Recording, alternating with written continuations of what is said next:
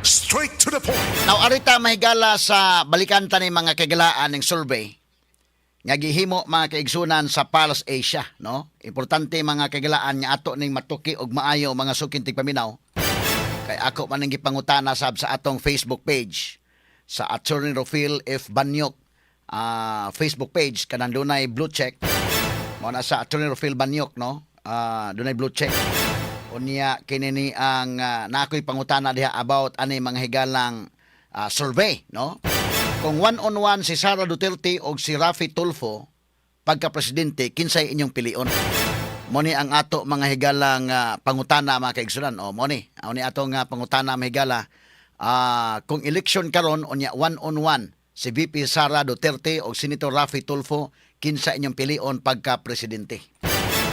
Open parenthesis, open parenthesis, just want to know kung sakto ba ang Pulse Asia survey, close parenthesis. Straight to the point. Ako lang gi tan-aw mahigala ba, no? Kay ang respondents mga kagalaan sa Pulse Asia survey mga 1,200 man to Inday Maris. But kining ato ron niabot mga 15,000 no? Anang react mga higala. Sumona nga ako ning gi tan-aw lang gyud mga kaigsunan. Niato sang tagaag pagtagad kinini ang iyang table, no? Mga higala kay naaman ni table ani unaon sang hitabua. Kay ang pirmirong pangutana naa silang tanan nga mga kandidato dili pa one-on-one. So kung dili one-on-one, number 1 si Sara Duterte, number 2 si Leni Robredo, number 3 mahigala si Raffy Tulfo.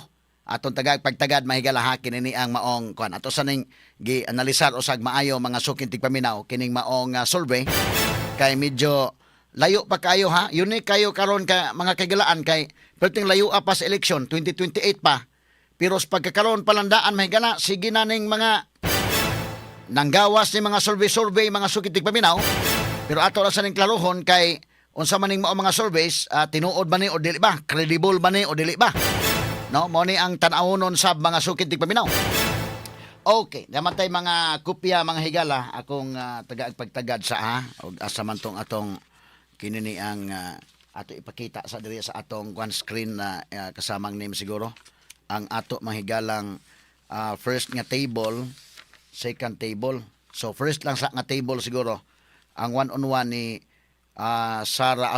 Katong naas lang tanan dong. Naas lang tanan ato sa pagtagad ha. Kay mao ni ang kini mao ni siya manghigala nga naas lang tanan. Okay, salamat kayo kasamang names. Okay, so kung naas lang tanan katutuang mga buot mga higala nga kinini ang mapili ba ka no pagka 2028 ang pangutana ani gipahigayon ang survey kung atong i-check ha February 27 to March 2. Okay, ato lang suwayan sa pag-analisar mahigala kini maong survey kay malagmit bayasad no kay butang ta Tulfo naman sad mga higalay mga followers siguro gyud no. So malagmit si Tulfo maoy angayan siguro nga ibangga ni Sara kung panalitan mo withdraw gyud si Leni Robredo. Kay matud pa mga kaigalan, tayo naman si Sara o si Tulfo kana kung tinuod ng survey. Kay kung dili tinuod ng survey, naibaw po siguro Tulfo anak mga kaigalaan kay iya po nang i-check dito sa ground o kung sa ba ni tinuod ba ni o di ba ni tinuod. Now, matud pas pangutana diri mga kaigalaan ining maong ato sang giunan ning table nga naa silang tanan no nga katutuang pilianan. Matud pa if the May 2028 elections are held today and the following are the candidates.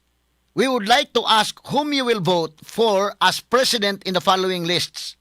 Sa Binisaya pa, kung ang Mayo 2028 election pagahimuon karon o kining mosunod nga mga kandidato, kinsa ni ini, gusto namong mahibawan kung kinsa ni ini ang imong butaran pagka-presidente ni ining mosunod nga mga lista. Number 1, Duterte Sara. Number 2, Robredo Leni. Number 3, Tulfo Raffy. Number 4, Aquino Bam. Number 6, Hontiveros Risa. Number 7, Remulla Junvic. Kini mga tawhan na mao man ang nanglutaw gyud mga kagilaan nga posible nga managan kung mag-eleksyon, presidential election.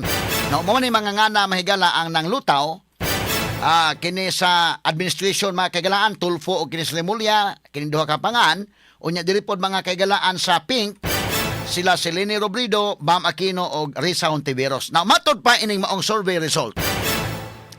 43%, daog yapon si Sara, no? 43% Sara Duterte. Ikaduha, Robredo Leni, 27%. So medyo dako og biya mga kagalaan kung daghan ang managan. Ikatulo si Rafi Tulfo. Tulfo Rafi, 19%. Ikaupat, Aquino Bam, 5%. 1, 2, 3, 4. Ikalima, Hontiveros Risa, 2%. Ikaunom, Remulla Junvik, 1%. So daog si Sara, ikaduha si Leni, ikatulo si Rafi Tulfo, ikaupat si Bam Aquino, ikalima si Risa Hontiveros, o ikaunom si Junvik Remulla. Kung tuuhan nato ni nga survey mga higala, daog si Sara Duterte, ikaduha si Leni Robredo, ikatulo si Rafi Tulfo. Modyo dili ganahan Junvik Remulla ining kalakihan survey ha.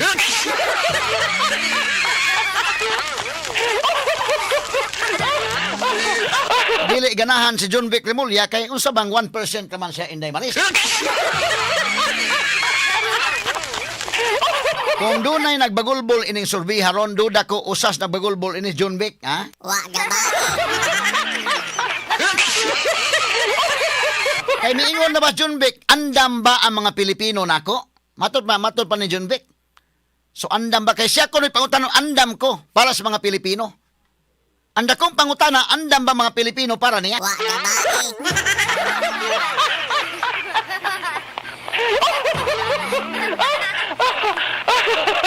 Di amo na 1% may galanin kang Junvik Remulla. Pastilano niya, unsa man ni? Ni I note dire, gamay lang kayo ha. Based total interviews 100%.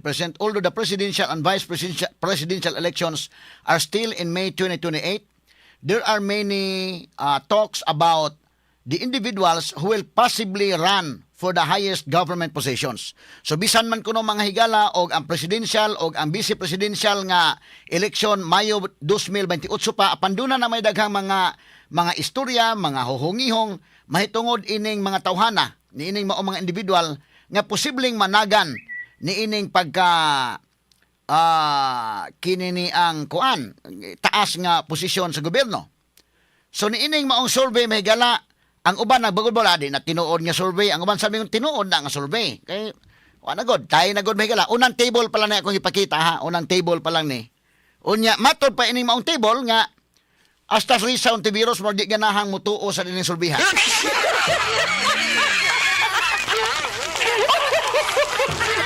Ibang kay paningkamot ni Risa Hontiveros may galaw niya maura na yan nakuha 2%. Maguwang na sa gamay ni Junvik og 1% Inday Maris. Bugulbol Risa sa ni survey ha.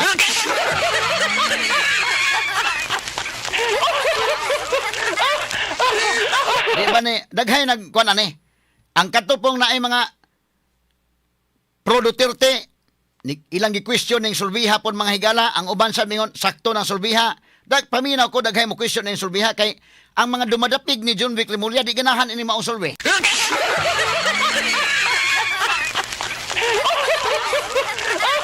Labi pa mahigalan dumadapig ni Risa Hontiveros o Bam Aquino. Kasi Bam Aquino 5% rasan. Saan man yung pagkakalakiha? Duda bagulbol sa akin binayran nga sulbi.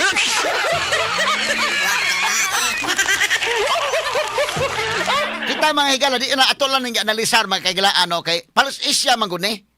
Ato klaroho ni ha, palas isya ni nga survey, o sa ba, credible ba ng survey ha o di ba? Or credible ba ni kini nga particular survey o di ba? Kay nganong na inani man, no? Grabe naman sa, di paminaw ko ang mga dumadapig ni Junvik Remulla ini nga, gusto na labag ito Junvik labag niya, siya alternative. Kay matod pan Junvik kuno may gala, ang sunod nga eleksyon, ang narrative sunod eleksyon, fight kuno kini between good and evil. Matod pa. Between good and evil kuno ni. So kung one-on-one kuno, good and evil kana. Sa tupag mudagan si Junvik, nagtuo siya nga sa may good, si Sara mo evil. Ang problema ani, ang mga dumadapig sa mga Duterte, magtuo man nga si Sara mo good, ikaw Junvik mo evil.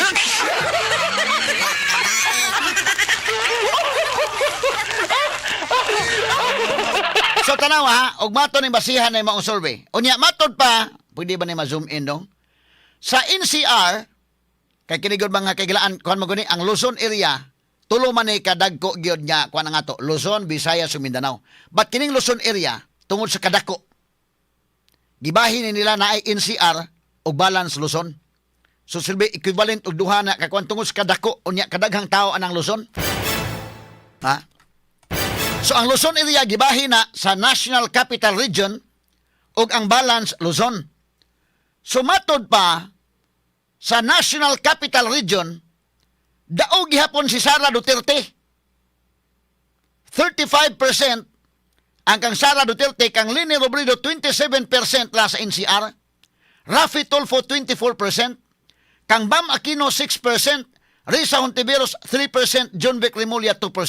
Bisag asa mang dapita si John Vic 1% sa 1% lang John Vic, sa NCR 2%, sa balance Luzon 2%, Visayas ug Mindanao na 0 si John Vic.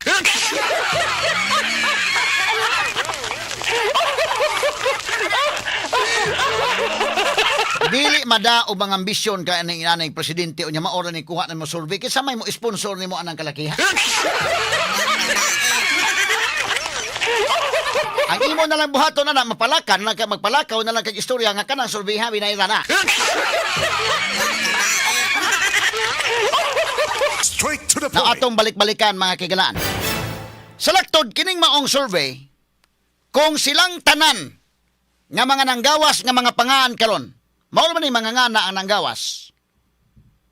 Kini raman mahigala Sara Duterte, kanas basti o pa man mo gawas iyangan mga kigalaan kay Plan B pa man as basti ug unsay mahitabo ni Sara, ha? So ang nanggawas karon sa Duterte camp, Sara Duterte, sa pink tulo ning nanggawas. Leni Robredo, Risa Hontiveros ug Bam Aquino. Ang dili sa administration mahigala sa kang BBM ang kang Raffy Tulfo nga pangaan o kang John Vic Remulla. Kini sila kiwa naman si Romualdez.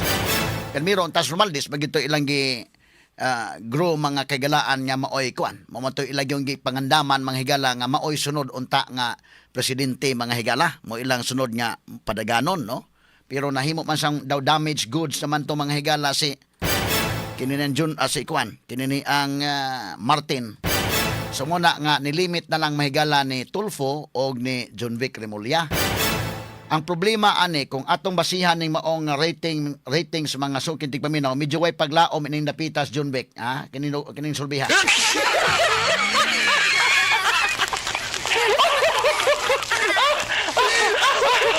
Di mada no? Di pwede magsigilag kiyugpos ni si kuan Remulla ining kalakihan.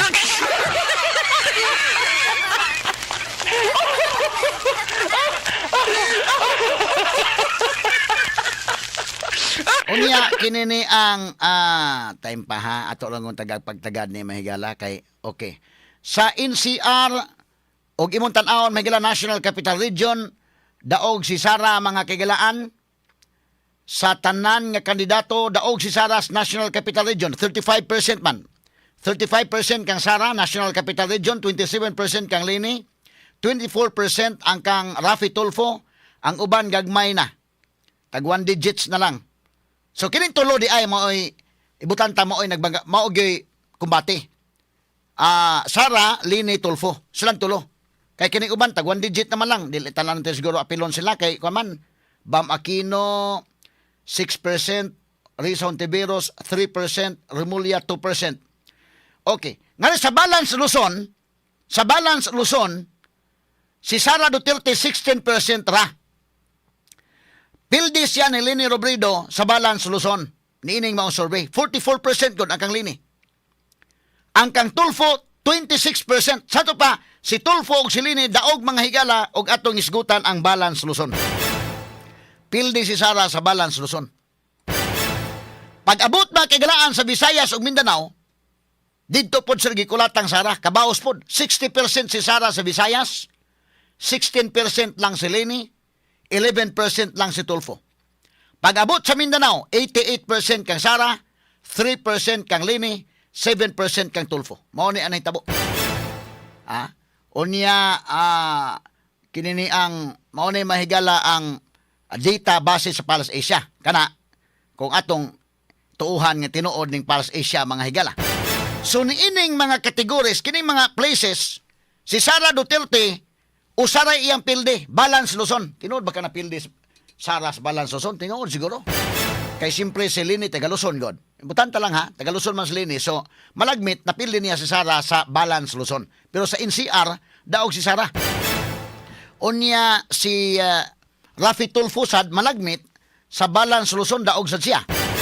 26% mahigala daog siya, mas taas siya score ni Sara sa Balance Luzon.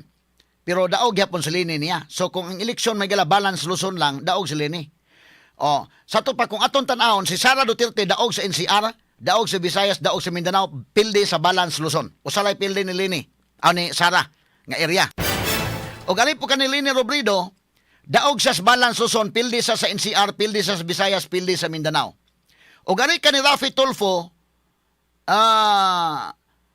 wa gyud siya nadagan. NCR pilde siya sa NCR ni Lini og ni Sara. Pag-abot sa Balance Luzon, pilde siya ni Lini.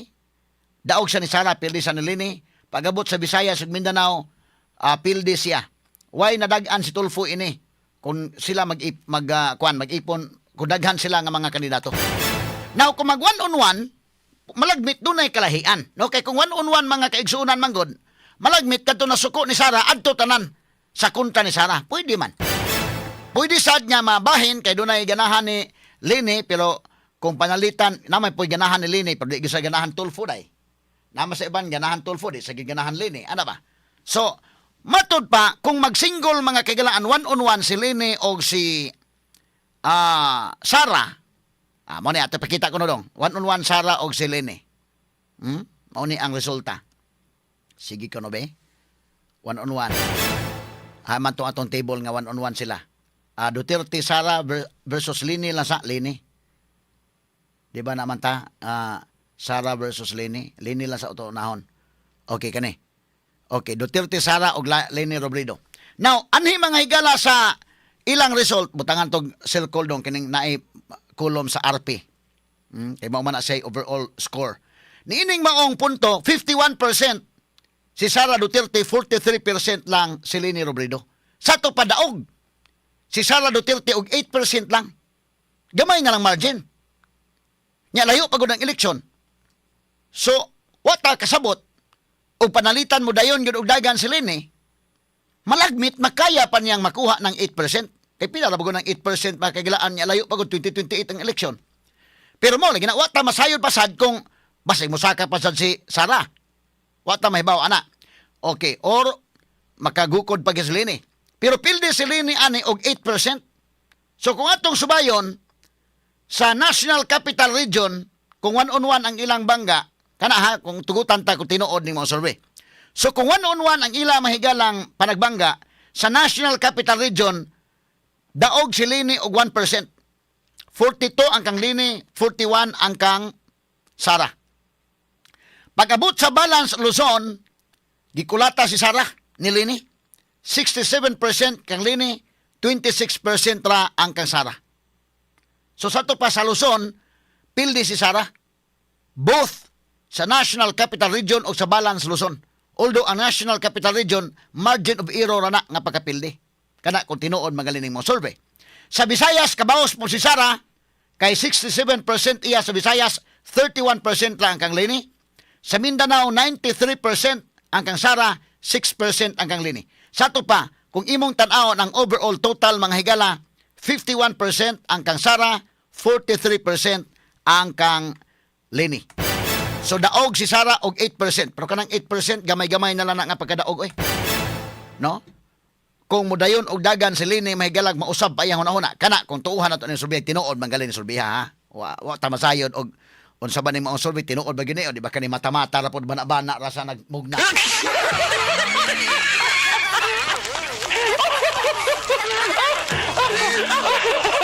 Kay og imong pangutan-on Risa Ontiveros ani kay ingong Risa nga mata-mata ra.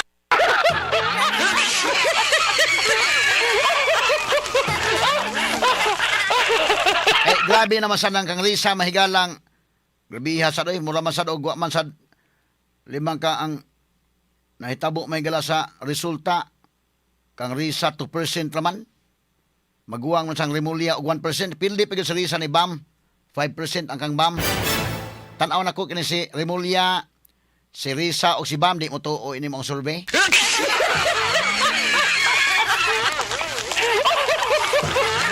So si Lini gamay na lang kuwang 8%. Ang problema kay si Lini miingon man nga di na gyud siya modagan. Unya ang problema ana kung miingon di na modagan, miingon po mga tao nga barugi gyud ahang nga di na ka modagan. Inig modagan miingon na tanawa, why barugana? Pero pwede po nga maingon si Lini nga, ingon mata kung di modagan, pero ang mga tao man gyud ingon nako nga padaganon ko. Unya so pagtan-aw nako ang mga tao mao gyud nagtukmod nako padaganon ko, wa ko kabalibad sa katawhan.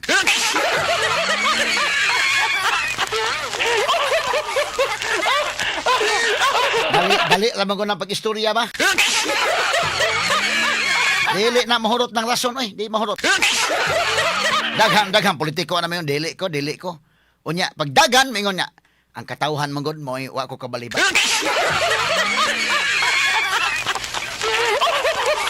Parehan Tulfo, sad garon, ingos Tulfo, di ko dagan, di ko. Pero panalitan, gabot sa panahon mo dagan, mingon Tulfo nga, ang katawhan man mo na, wa ko kabalibad sa katawhan. So mga tao sad, ang uban na mo tuo, mingon niya, tinuod yun na, ang katawhan gyud nag-awhag ni Tulfo.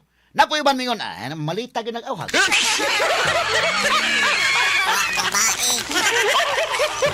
Saan taman nga kining tao gud laylahi mo guna-huna.